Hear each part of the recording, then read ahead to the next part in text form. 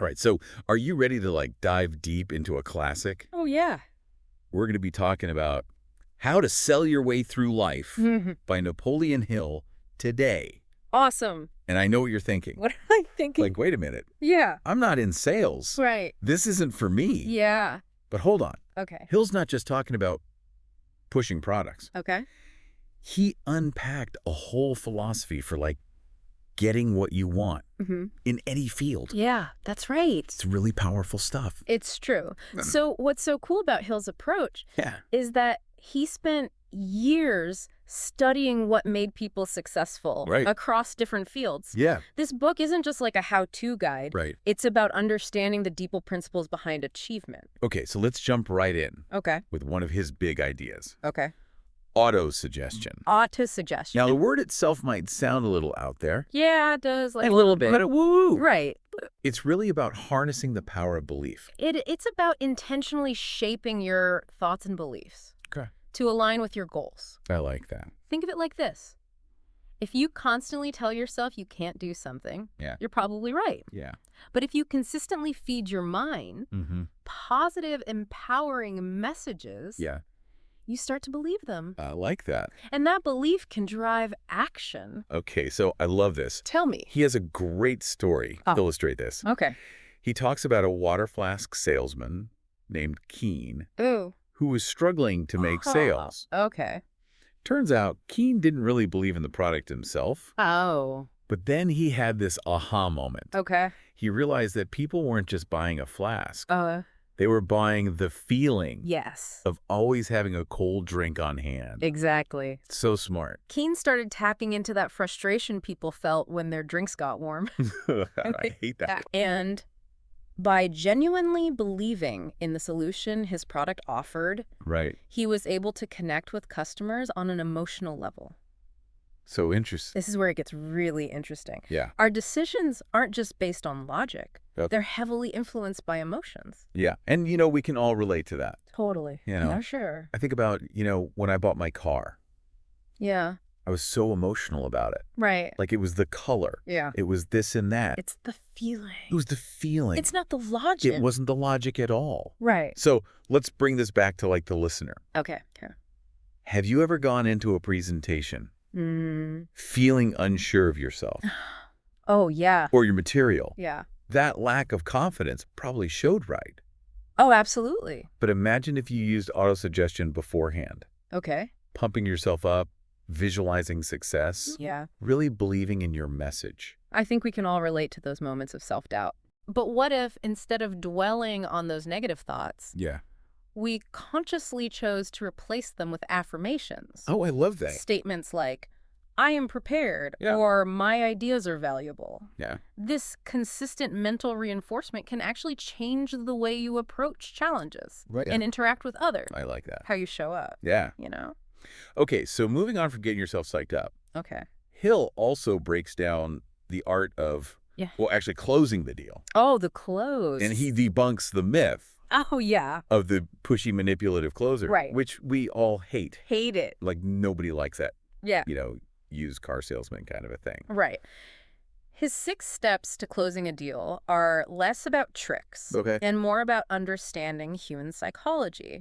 For example, he talks about building rapport, establishing your credibility, highlighting the benefits, addressing objections, and ultimately motivating the buyer to take action. I like that. It's like a roadmap, Yeah. you know, guiding them through. It's a journey. Yeah. Okay, so he uses this fantastic example of a car salesman named Jesse. Jess.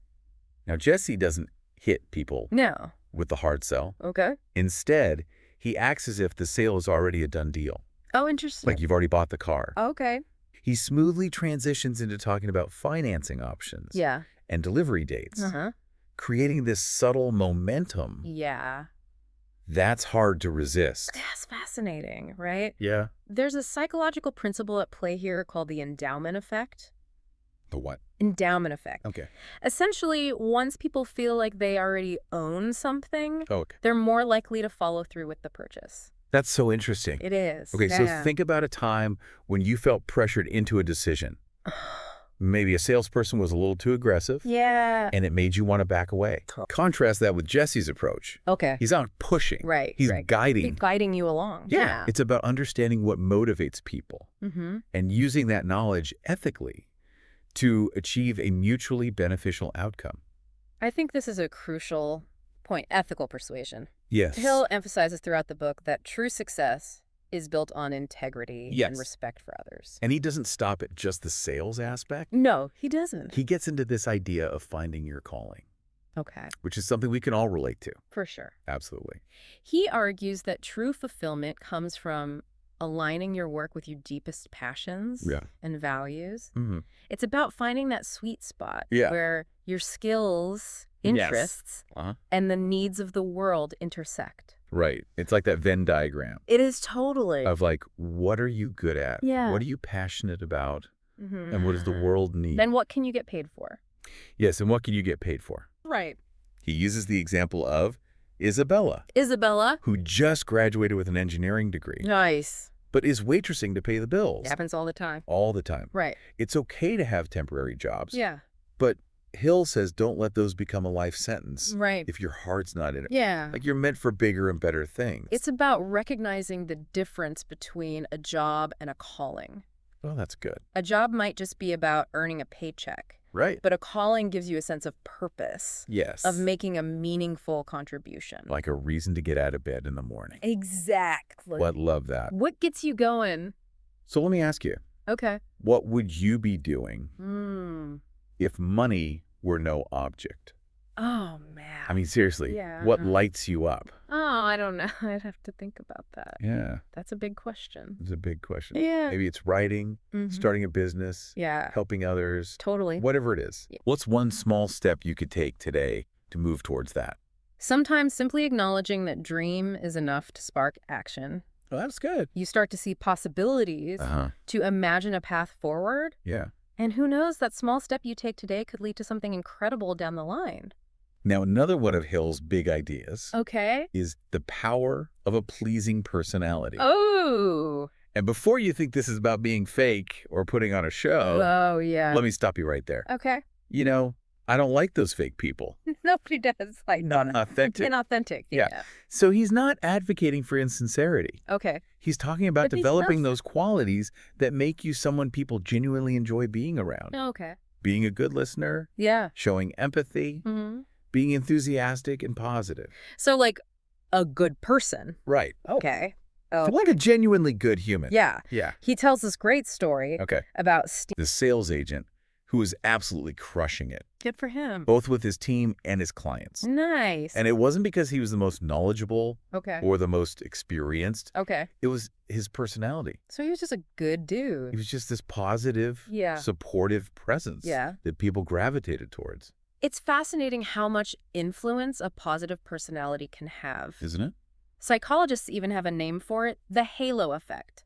The halo effect. The halo effect. Oh. Essentially, when we form a positive first impression of someone, we tend to assume other positive qualities about them. Interesting. Even if we don't have direct evidence. So it's like that first impression really matters. It really does. So much. It sets the tone. Think about your own personality strengths. Okay. Are you a great storyteller? Me? Are you a natural problem solver? I try. The point is we all have qualities that make us unique and valuable. We do. And by leaning into those strengths, we can build stronger relationships. Absolutely. Both personally and professionally. It's about recognizing that our personalities are assets. Yeah. When we are authentic and genuine, we create connections that are both meaningful and beneficial. And that's what it's all about. That's what it's all about. Right. Like, what's the point of any of this? Exactly. If we're not connecting with other humans. Couldn't have said it better myself. Now, throughout this whole book, yeah, Hill keeps circling back to one figure. Okay, who's that? Henry Ford. Henry Ford. It's like he uses Ford's life as a masterclass in success principles. Ford was a true innovator. Yes. And Hill admired his ability to translate vision into reality. Yeah. He uses Ford's experiences to illustrate how seemingly abstract concepts, like singleness of purpose, can be applied in the real world to achieve remarkable results. And this singleness of purpose thing is fascinating. It is. Tell me about it. Ford was laser-focused Okay. on making affordable cars for the masses. Even when people pressured him to go upscale, Oh, wow. he stuck to his vision. This speaks to the power of clarity and commitment. Yes. When you know exactly what you want to achieve, Right. it becomes easier to filter out distractions and stay laser-focused on the actions that will move you toward your goal.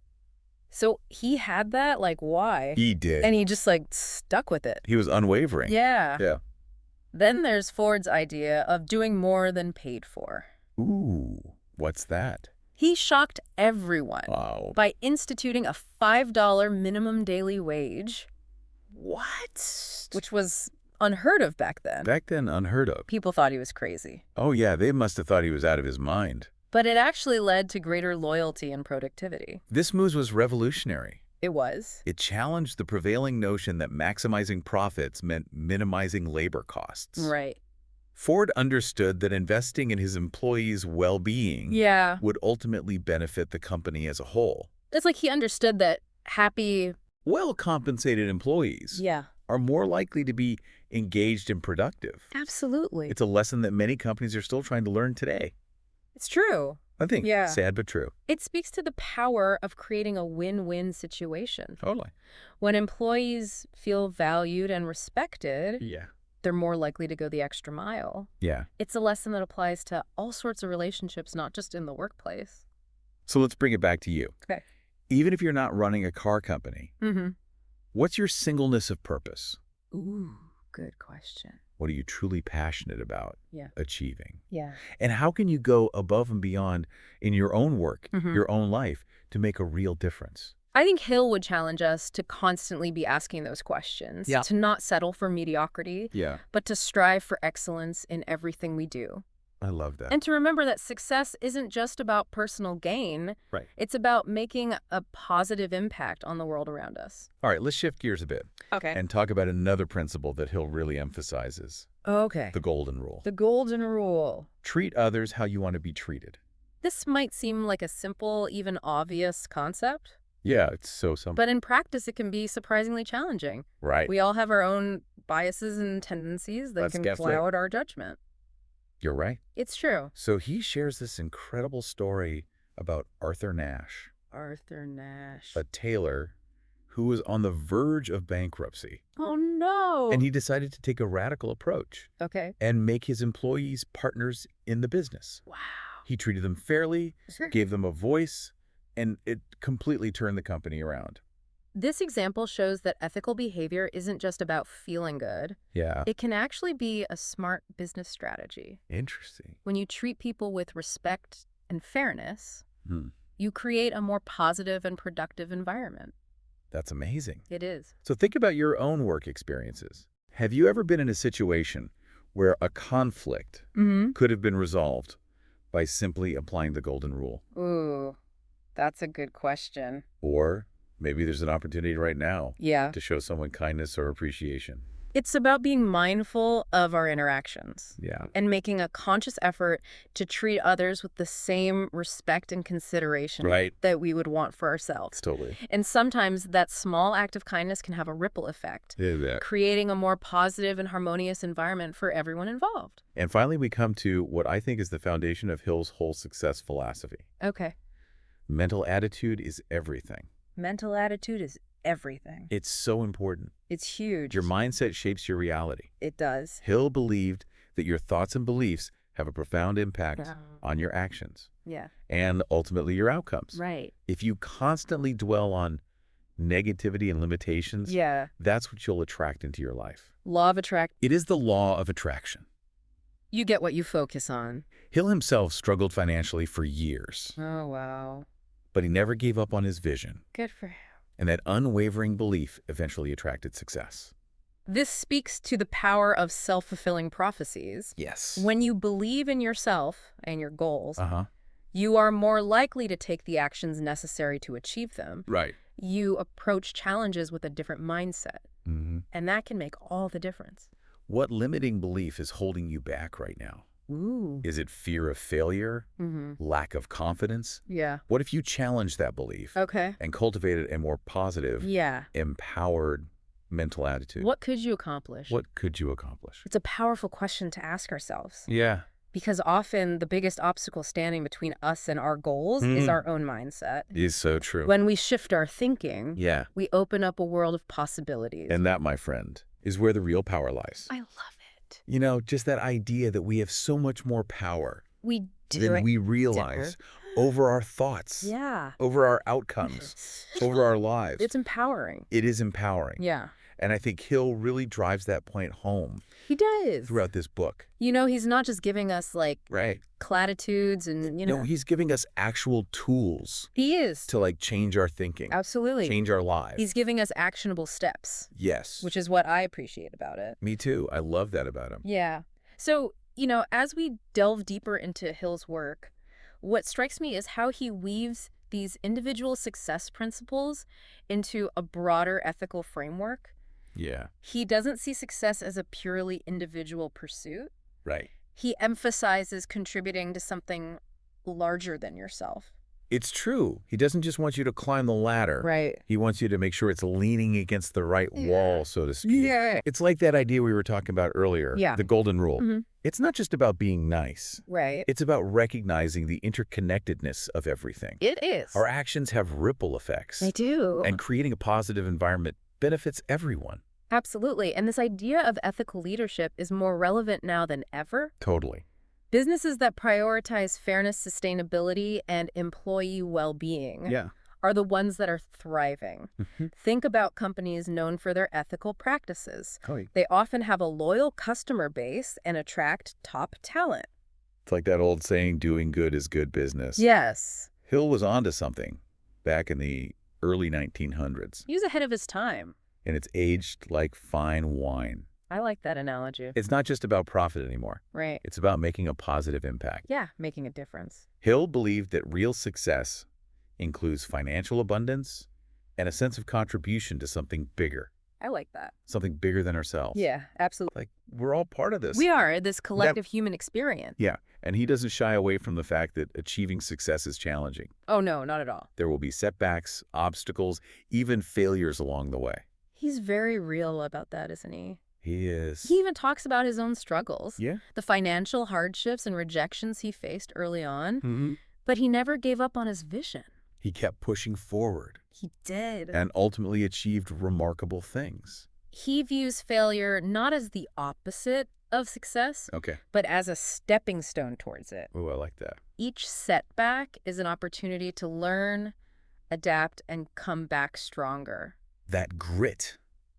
That determination to keep going even when things get tough. Yeah. It's like a muscle you have to build. It is. You have to train it. Yeah. You know? It's not about avoiding failure. It's about learning how to navigate it. Right. Learning from those mistakes. And this ties back to what we were saying about mental attitude. Yes. It's everything. It really is cultivating that positive mindset, that unwavering faith in yourself. Yeah. That's what helps you weather the storms and come out on top. So it's not just about thinking happy thoughts all the time, though. Right. It's about developing resilience, adaptability, and that problem-solving mindset. Okay. You got to be able to look at a challenge and say, okay, how do I overcome this? Not, this is the end. Exactly. And Hill's concept of autosuggestion plays a big role here. Okay. Remember, it's about consciously choosing our thoughts, replacing those negative self-talk loops with positive, empowering affirmations. It's like training your brain to focus on the possibilities, not the limitations. I like that. You know, the more I think about this whole autosuggestion thing, the more I realize it's not just about achieving success. It's about shaping your whole reality. It's about creating the life you want, one thought at a time. It's a powerful concept and one that's backed by a lot of research. Our thoughts and beliefs have a real impact on our actions and our outcomes. It's like we become what we believe. Which means we have a lot more control than we often realize. We do. It's true. Now, this might sound a little woo-woo. But Hill was big on the idea that our thoughts have a sort of magnetic power. They attract what we focus on. He wasn't the only one who believed this. Right. Think about the law of attraction. Yeah. The idea that attracts, what we focus our energy on expands. Yeah. And while there's no scientific proof, there's something to be said for the power of belief. Totally. I mean, we've all seen it in our own lives. We have. If you're constantly dwelling on negativity and lack, you're more likely to experience those things. Right, you're attracting it. But if you focus on abundance, opportunity, and possibility, yeah, those are the things you'll start to attract. it's a shift in perspective. It is. And it requires a conscious effort to become aware of our thoughts and to choose more empowering ones. So Hill encourages us to take stock of our strengths and weaknesses, to identify those limiting beliefs that might be holding us back, and to actively work on cultivating a more positive and empowering mindset. And it's an ongoing process. Personal growth is a journey, not a destination. Ooh, I like that. There's always room for improvement, for learning, for expanding our understanding of ourselves and the world. Hill was a big believer in lifelong learning. He was. He saw it as essential for staying ahead of the curve. Absolutely. He encourages us to be curious, to seek out mentors, to read widely, and to never stop learning. Knowledge is power. It is. But only if it's applied. Right. It's not enough to just read the books. You got to do something with it. Gotta do something with it. Take action. Take action, yeah. It's about taking what we learn and using it to create positive change in our lives and the lives of others. And one of the things that I found really interesting in the book is Hill's emphasis on the role of personality in achieving success. He argues that a pleasing personality is a powerful asset. One that can open doors, build relationships, and influence others in a positive way. And he's not talking about being fake or manipulative. No. It's about being genuine, kind, and empathetic. Right. It's about those qualities that make you someone people genuinely enjoy being around. He tells a great story about Steve, a sales agent, Yeah. who was incredibly successful because of his personality. He wasn't necessarily the smartest or most experienced guy in the room. Right. But he had this natural charisma and warmth that drew people to him. People felt comfortable around him. They trusted him. Yeah. And they wanted to do business with him. They wanted to be his friend. It wasn't just about what he knew. It was about how he made people feel. This highlights the fact that we are emotional beings. Yes. We make decisions based on feelings as much as logic. Totally. And when someone makes us feel good, we're more likely to trust them, to listen to them, and to want to be around them. So it's not just about what you say. It's about how you say it. It's about those nonverbal cues. Yeah. The energy you project, the genuine interest you show in others. Hill emphasizes that a pleasing personality isn't something you're born with. Okay. It's something you cultivate through conscious effort. So if you're like me and you weren't born with it, we can learn it. You can develop it. That's good to know. It's about developing those soft skills. Okay. Those interpersonal abilities that are so crucial for building relationships, navigating conflicts, and achieving success in any field. So it's like learning how to be a good human. It is. It really is. Okay. It's about being self-aware, to understand how our behavior impacts others. Yeah. And to consciously work on developing those qualities that enhance our interactions with the people around us. It's about being the best version of ourselves. It is. It's the kind of person people want to connect with, collaborate with, and learn from. And it's an investment that pays dividends in every area of our lives. I love that. Strong interpersonal skills can strengthen our relationships, boost our careers, and create a more positive and fulfilling life experience. Now, throughout the book, Hill keeps coming back to Henry Ford. He does. He loves Henry Ford. As a prime example of someone who embodied these principles. Ford was a true visionary. Yes. A man who revolutionized the automotive industry. I mean, the assembly line, come on. Come on. Revolutionary. Hill uses Ford's experiences to illustrate how these seemingly abstract ideas can be translated into concrete action and tangible success. And one of the key principles Hill highlights is Ford's singleness of purpose. Singleness of purpose. Ford was laser-focused on making affordable cars for the masses. Yeah. Even when people pressured him to go upscale. Right. He knew his mission and he refused to deviate from it.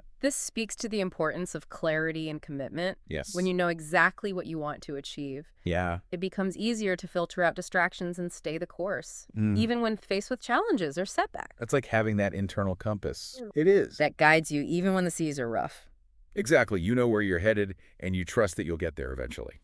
And then there's Ford's famous decision to institute a $5 minimum daily wage, which was groundbreaking back then. Groundbreaking. People thought he was crazy. People thought he was out of his mind. Yeah. Like, what are you doing? Going to bankrupt the company? Yeah. This move was seen as radical, even reckless. But Ford understood something that many business owners at the time didn't. What's that? Happy, well-compensated employees are more productive and more loyal. It's true. They're invested. Yeah. It was a win-win. It challenged the prevailing notion that maximizing profits meant squeezing every last penny out of labor costs. Right? Ford saw his employees as assets, not liabilities. And that's a powerful shift in perspective. It is. It speaks to the power of investing in people. When you create a work environment where people feel valued and respected, they're more likely to go above and beyond. And that ultimately benefits the entire organization. It's not just about the bottom line. Right. It's about creating a positive and supportive culture. Yeah, a place where people want to come to work. A place where people feel like they're part of something bigger than themselves. Exactly. And this is where Hill's emphasis on the golden rule comes into play again. Right, full circle. Treating people with respect, fairness, and kindness isn't just a moral imperative. Yes. It's a recipe for success. So we got to be good humans. We do. For business. It's good for business. And it's good for the soul. Because when you create that kind of environment, people are more likely to be engaged, productive, and loyal. They are. They're more likely to collaborate effectively. Yeah. And to come up with innovative solutions. And that's what drives real lasting success. That's what it's all about. Absolutely. It's interesting how Ford's approach ties back to what we were discussing earlier about the power of a pleasing personality. Yeah, totally. Like, Ford might not have been like the most charismatic speaker. Right. But he had this quiet confidence and a genuine belief in his vision that just inspired those around him. Yeah, and he wasn't trying to be someone he wasn't. Right, he was authentic. Yeah. And that authenticity resonated with people. It's a good reminder that we don't all have to be extroverts to be successful. Right. You don't have to be the loudest person in the room. Right. To make a big impact. Yeah, it's about finding our own unique style and leveraging our strengths. Absolutely. We were talking earlier about Steve, the sales agent who was so successful because of his personality. Right. But success can look different for different people. It can. Some people are naturally gifted communicators. Totally. While others might be more introverted. Yeah. But excel at building deep, meaningful relationships. It's about playing to our strengths. Exactly. Whatever those are. And recognizing those strengths. The key is to be self-aware. Yes. And to focus on developing those qualities that make us genuinely likable and approachable. And remember, Hill emphasizes that these skills are not innate. Oh, that's good to know. They can be learned and developed through practice and conscious effort. So if you're thinking well, I'm just not a people person. Yeah. Don't let that be an excuse. Right. We can all improve our interpersonal skills. Absolutely. And it's an investment that pays off in every area of our lives. I agree. So don't be afraid to put in the work. Right. It's like anything else. Yeah. The more we practice, the better we become. Now, as we wrap up our deep dive into how to sell your way through life, I think it's important to emphasize that this book is not just about selling products or services. It's so much more than that. It's about selling yourself your ideas. Yeah. Your vision. It's about understanding human psychology and using that knowledge ethically to achieve your goals. It's about developing a winning mindset, building strong relationships, and making a positive impact on the world. I love that. And ultimately, it's about taking ownership of our own success. Hill reminds us that we are all capable of achieving great things, but it starts with believing in ourselves. Yes. And taking action. He has this powerful quote that really stuck with me. Oh, yeah. What is it? You are your most valuable asset. It's so true. So how will you invest in yourself? Good question. Based on what we've discussed today. Yeah. What steps will you take to cultivate a winning mental attitude, hone your skills, and build stronger relationships? It's a journey, not a destination. It is. And I'm excited to see where it takes you. Me too. Remember, the power to create a more successful and fulfilling life lies within each of us. So until next time, keep diving deep and keep striving for your best self,